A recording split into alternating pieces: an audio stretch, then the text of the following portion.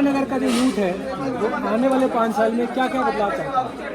First of all देखा जाए अगर हीरानगर का जो यूथ है वो क्या चाहेगा आने वाले 5 साल में। फर्स्ट ऑफ ऑल मैटर ये करता है कि एम्प्लॉयमेंट जो है बहुत बड़ा इशू है जम्मू एंड कश्मीर में। ना ही सिर्फ जैसे कि आप लोग सब जानते हो कि पिछले कुछ सालों में तो ऐसा था सिनेरियो हमारे यहाँ पर स्टेट में कि सब लोग भर्ती के लिए रनिंग करते थे, लेकिन आज के टाइम पर ऐसा है कि लोग कोई भी अग्निवीर जो योजना लेके आए हैं हमारी बीजेपी गवर्नमेंट, ये बिल्कुल ही यूथ के अगेंस्ट है। तो मैं यही चाहूँगा कि जो अग्निवीर योजना है इसको रद्द किया जाए ताकि जो यूथ है और मोटिवेट होके फिर से जो पहला सिनेरियो चलता था रनिंग करने का, लोग मेहनत करते थे आर्मी के लिए। काफ़ी लोग रिक्रूटमेंट आई थी एसआई की, उसमें भी बहुत धांधली हुई थी। आज जैसे आप सभी लोग जानते हैं कि वहाँ पे कुछ लोगों ने पैसे देके अपनी जॉब को पाना चाहा था। तो मैं ये कहना चाहता हूँ गवर्नमेंट से भी मेरी अपील रहेगी कि जो धांधली है उसको ख़त्म किया जाए और फेयर के साथ जो रिक्रूटमेंट है वो निकाली जाए और रोज़गार दिया जाए बच्चों को। तो जो अभी राकेश चौधरी की आप बात कर रहे हैं उनके अपोजिट जो खड़े हैं एडवोकेट विजय जी, उनसे आपके कुछ सवाल क्या उनसे कुछ आपका उनके बारे में आपका क्या राय है?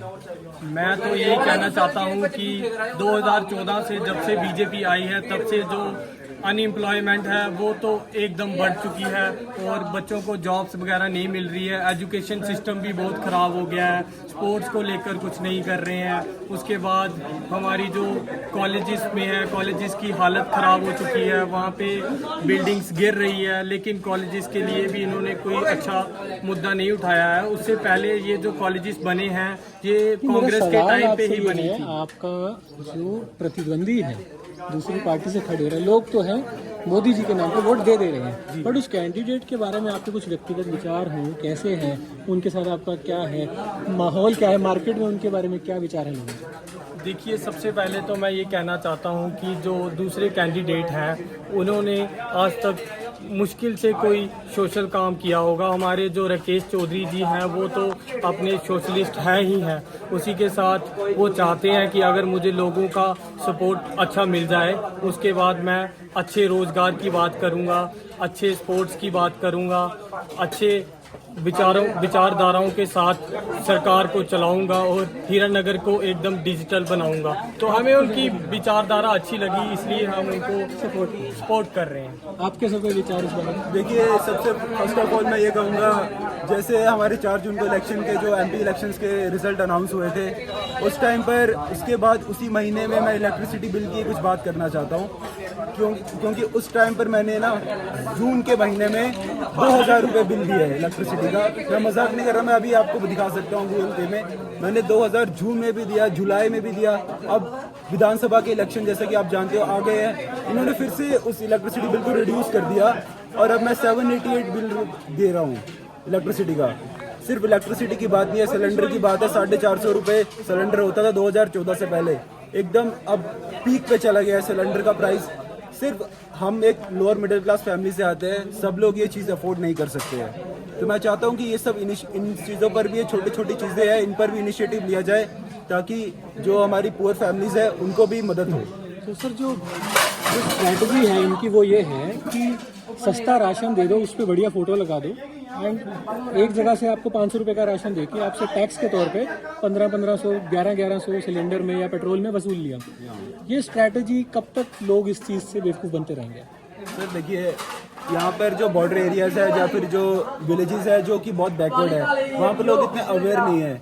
उनको ये राशन के नाम पे ये लोग वोट ले लेंगे, या फिर हमारे प्राइम मिनिस्टर जो एक काफ़ी नॉन पर्सनैलिटी है उनके नाम पर कब तक वोट लेते रहेंगे?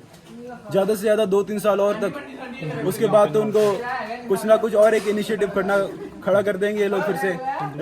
हाँ, हिंदू मुस्लिम जैसे आपको पता है टेम्पल्स के नाम पे ये लोग जो वोट मांगते हैं, ये टोटली एकदम रिडिकुलस है। जो टेम्पल इन्होंने बनाया वहाँ पर भी कितने लोगों के घर उजाड़ दिए इन्होंने, सीधा बुलडोजर लेके।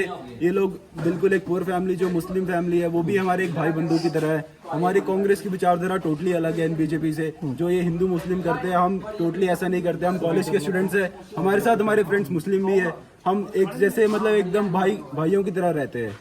ठीक है, मुझे आप एक चीज़ ये बताइए कि जो हमारे बॉर्डर एरिया के लोग हैं उनको ये कंप्लेंट आई है उनसे कि जब पहले कुछ प्रॉब्लम्स थी, बॉर्डर में सरहदें होती हैं तो वहाँ पे दिक्कतें रहती हैं, तो वहाँ के लोगों को जब आर्मी वाले कुछ समय के लिए हीरानगर में भेजते थे तो वो लोग जब यहाँ आते थे तो वहाँ पे विजय शर्मा जी उनको गालियाँ देते थे, उनको बोलते थे कि आप यहाँ पे आके गंद डालते हो। मतलब उन्हीं के बच्चे आज हैं, वो ही मुझे बात बता रहे हैं, आप ही के फ्रेंड्स जो है कॉलेज के। क्या इस बात में कोई सच्चाई है, ये कोई सच है? सर देखिए, ये तो बिल्कुल एक मैं कहूँगा कि बिल्कुल सच बात भी है ये, क्योंकि ये काफ़ी पिछले कुछ सालों में जब ऐसा होता था, जब ये मिलिटेंसी काफ़ी ज़्यादा थी, मैं तो कहूँगा कि अगर इनको लगता है बीजेपी को कि इनकी सरकार आने से मिलिटेंसी कम हो गई है, बात सिर्फ इतनी है कि सिर्फ वहाँ पर न्यूज़ चैनल को ये लोग पहुँचने नहीं देते जहाँ पर मिलिटेंसी होती है। तो आज भी मिलिटेंसी हो रही है, बहुत ज़्यादा पीक पे ही है, ख़त्म तो बिल्कुल नहीं है और ख़त्म होगी भी नहीं, खासकर जो इनकी विचारधारा है इनकी वजह से।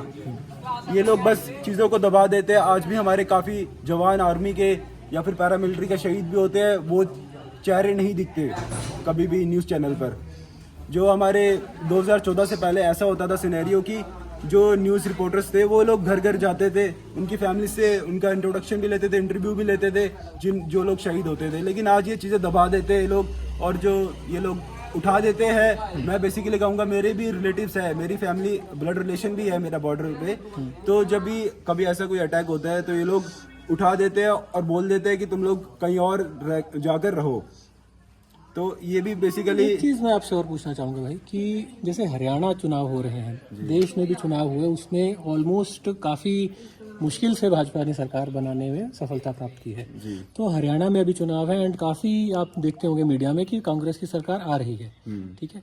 यहाँ जो J&K है, वहाँ पे चीज़ें आने में इतना टाइम क्यों लगता है? वहाँ पे लोगों को समझ आने में या फिर उस चीज़ की एक अंडरस्टैंडिंग डेवलप होने में कि देश में क्या है। जैसे वहाँ पे लोग इंस्टाग्राम पे पहुँच गए, यहाँ पे अभी भी फेसबुक चल रहा है।